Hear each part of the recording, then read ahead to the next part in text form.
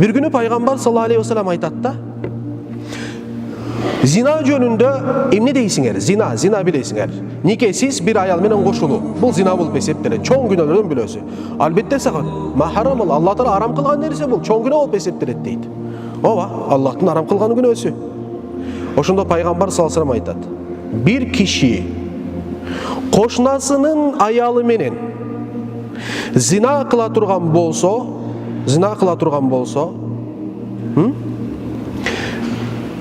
башка жерде 10 аял менен зина кылат ошол киши. Ошол 10 аял менен зина кылуусунун күнөөсү кошунасынын аялы менен bir жолу зина кылуудан жеңилирээк болот дейт. Көрдүңөрбү? Себеби бул эмне болуш керек?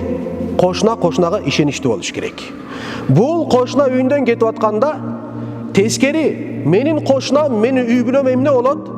Болот. Үй бүлөмдү коргойт, өзүнүн малы мүлкү сыяктуу үй бүлөмдү сактайт, мал мүлкүн сактайт деп кетет. Бизде айылдарда сонун бир эме бар. Кетип атканда ачкычты баардык эмне кылабыз, кошунага таштайбыз дагы карап коесуң деп.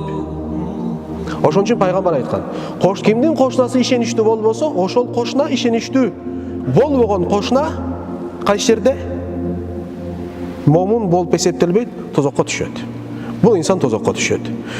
Башка бир ошол хадистин улантысында айтат: урулук жөнүндө эмне дейсиңер дегенде, арам я Расулуллах, bir kişi барып 10 үйдүн урулук кылып дейт, кылган болсо, жана кошунасынын үйүн урулук кылган болсо, кошунасынын үйүн урулук кылып атат, тиякта 10 үйдү урулук кылып атат.